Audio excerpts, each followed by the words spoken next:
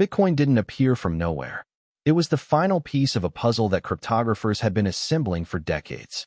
This is where the story really begins.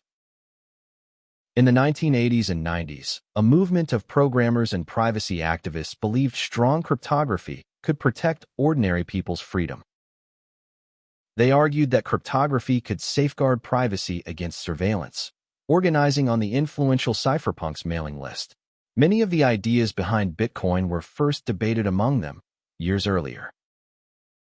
Several people actually tried to build it. David Chaum's DigiCash pioneered cryptographic cash, but needed a central company.